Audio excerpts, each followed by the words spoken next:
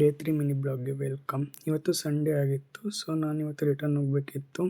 Already 12:30 ಆಗಿದೆ. ನಂಗೆ train ಇರೋದು 1:12ಗೆ. ಹೋಗುವಾಗ ಟ್ರಾಫಿಕ್ ಕಮ್ಮಿ ಇತ್ತು, ಸೊ ಹಂಗಾಗಿ ನಾನು ಬೇಗ ಯಶವಂತಪುರ ರೈಲ್ವೆ ಸ್ಟೇಷನಿಗೆ ಬಂದೆ. ಇದು ಯಶವಂತಪುರ ಮೆಟ್ರೋ ಸ್ಟೇಷನ್.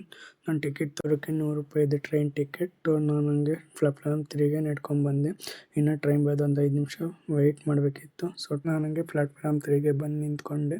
ಇಲ್ಲಿ ಒಂದು ಸ್ವಲ್ಪ ರಶ್ ಇತ್ತು, ಟ್ರೈನ್ ಬಂದೆ. ಇದು ರಿಸರ್ವೇಷನ್ ಕೋಚ್, ಇದು D2. ನಾನು ತೊಗೊಂಡಿದ್ದು ಜನರಲ್ಲು.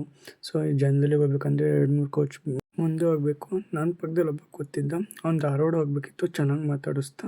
ಸೊ ಟ್ರೈನ್ ಟಿಕೆಟ್ ಅವರು ಚೆಕ್ ಮಾಡ್ಕೊಂಡು ಬರ್ತಾಯಿದ್ರು. ಎಲ್ಲನೂ ಜನರನ್ನು ಹಿಂದೆ ಕಳಿಸ್ತಾನೆ ಇದ್ದ.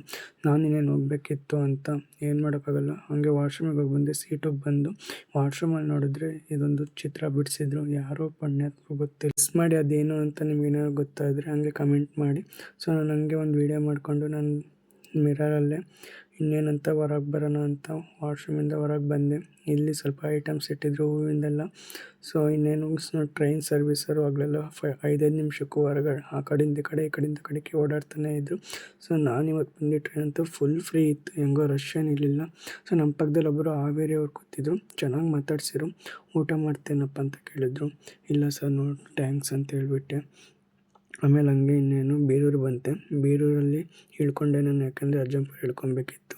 ಅಲ್ಲಿ ಸ್ಟಾಪ್ ಕೊಡ್ತಾರೋ ಕೊಡಲ್ವೋ ನನಗೊಂದು ಗೊತ್ತಿರಲಿಲ್ಲ. ಸೊ ಹಾಗಾಗಿ ನಾನು ಬೀರೂರಿನಲ್ಲೇ ಅಂದರೆ ಇದು ಎಕ್ಸ್ಪ್ರೆಸ್ ಟ್ರೈನ್ ಆಗಿರೋದ್ರಿಂದ ಸ್ಟಾಪ್ ಕೊಡ್ತಾರೋ ಕೊಡಲ್ವೋ ಒಂದು ಗೊತ್ತಿಲ್ಲ. ಸೊ ನಾನು ಫ್ಲೈಓವರ್ ಮೇಲೆ ನಡ್ಕೊತ ಹಂಗೆ ಬಂದೆ. ಹಾಗೆ ಒಂದು ವೀಡಿಯೋ ಮಾಡಿಕೊಂಡೆ ಇದ್ರದ್ದು.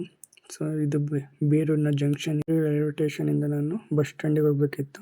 ಸೊ ನಾನು ಹಂಗೆ ಬಸ್ ಸ್ಟ್ಯಾಂಡಿಗೆ ಬಂದೆ, ಗೌರ್ಮೆಂಟ್ ಬಸ್ ಸ್ಟ್ಯಾಂಡಿಗೆ ಬಂದರೆ ಇಲ್ಲಂತೂ ಬಸ್ ಅಂತೂ ಒಂದೊಂದು ಇಲ್ಲ ಮಾರಾಯ. ಹೊಸದುರ್ಗಕ್ಕೆ ಹೋಗೋಕ್ಕೆ ಬರೀ ಶಿವಮೊಗ್ಗ, ಹಾವೇರಿ, ಚಿಕ್ಕಮಂಗ್ಳೂರು ಅಂತಲೇ ಬರೀ 5 ನಿಮಿಷಕ್ಕೆ ಬರ್ತವೆ. 1 ಅವರ್ ಕಾದಿದ್ದೀನಿ ನಾನು ಬಸ್ ಸ್ಟ್ಯಾಂಡಲ್ಲಿ. ಒಂದು ಬಸ್ ಬಂದಿಲ್ಲ ಹೊಸದುರ್ಗಕ್ಕೆ ಹೋಗೋದು. ಯಪ್ಪ, ಎಷ್ಟು ಕಮ್ಮಿ ಬಸ್ ಇದ್ದಾವೆ ಅಂದರೆ ಹೊಸದುರ್ಗಕ್ಕೆ. ಹೋದ ಸತಿನೂ ಹಂಗೆ ಆಯಿತು ಬರುವಾಗಲೂ. ಆಮೇಲೆ ನಾನು ಪ್ರೈವೇಟ್ ಬಸ್ಸಿಗೆ ವೆಯ್ಟ್ ಮಾಡಿ ಆಮೇಲೆ ಬಸ್ ಬಂತು, ಹತ್ಕೊಂಡು ಕೂತ್ಕೊಂಡೆ. ನನಗೆ ಹೊಟ್ಟೆ ಅಂತೂ ತುಂಬ ಹಸಿತಿತ್ತು, ಆದರೆ ಏನು ತಿನ್ನೋಕ್ಕೂ ಮನಸ್ಸೇ ಆಗ್ತಿರ್ಲಿಲ್ಲ. ಆಮೇಲೆ ಬಸ್ ಹೊರಡ್ತು. ಇನ್ನೇನು ಮಾಡೋದು ಅಂತ ಕಿಟಕಿ ಪಕ್ಕದಲ್ಲಿ ಕೂತ್ಕೊಂಡು ಹಂಗೆ ನೋಡ್ಕೊತ ಸುಮ್ಮನೆ ಮೊಬೈಲ್ ನೋಡ್ತಾ ಇದ್ದೆ. ನೋಡಿ ಪ್ರೈವೇಟ್ ಬಸ್ ಎಷ್ಟು ಚೆನ್ನಾಗಿದೆ ಅಂತ. ಪ್ರೈವೇಟ್ ಬಸ್ ನಾನು ಒಂದು ಸತಿ ಬರುವಾಗ 60 ರೂಪಾಯಿ ತೊಗೊಂಡ್ರು. ಈ ಸತಿ ಹೋಗುವಾಗ 40 ರೂಪಾಯಿ ತೊಗೊಂಡಿದ್ದೆ ಪ್ರೈವೇಟ್ ಬಸ್ಸಲ್ಲಿ. ಒಂದೊಂದು ಸತಿ ಒಂದೊಂದು ಥರ ಮಾಡ್ತಾರೆ. ನಾನು ಹಂಗೆ ಸಂಜೆ ಆಯಿತು ಅಂತ ಒಂದು ವ್ಯೂ ತೊಗೊಂಡೆ ಸನ್ಸೆಟ್ಟಿಂದು. ಸೊ ಚೆನ್ನಾಗಿ ಬಂತು. ಸ್ವಲ್ಪ ನೋಡಿ ಯಾವ ಥರ ಕಾಣುತ್ತೆ ಅಂತ. ಇದು ಅಜ್ಜಂಪುರದಿಂದ ಬರಬೇಕಾದ್ರೆ ತಗೊಂಡಿರೋದು. ಚೆನ್ನಾಗಿತ್ತು.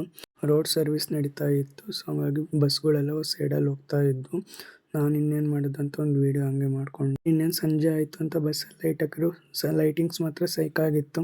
ಸೊ ನಾನು ನೋಡ್ಕೊಂಡು ಹಂಗೆ ಇನ್ನೇನು ಮಾಡೋದು ಅಂತ ಸಾಂಗ್ ಬೇರೆ ಹಾಕಿದ್ರು. ಸಾಂಗ್ ಕೇಳ್ಕೊಂಡು ಹಂಗೆ ಹಾಡು ಹೇಳ್ಕೊಂಡು ಪ್ರೈವೇಟ್ ಬಸ್ನಲ್ಲಿ ಸಾಂಗ್ ಹಾಕಿದ್ರೆ ಕೇಳಬೇಕಾ, ಗಿಲ್ಲಿ ಆಗಿರುತ್ತೆ. ಅಲ್ಲಿ TV ಸರ್ಕಲಿಗೆ ಬಂದ್ವಿ. TV ಸರ್ಕಲ್ ರೋಡ್ ಮಾಡ್ತಿದ್ರು. ಸೊ ಎಲ್ಲ ಆಲ್ಮೋಸ್ಟ್ ಕಂಪ್ಲೀಟ್ ಆಗಿ ಬಂದಿದ್ದೆ.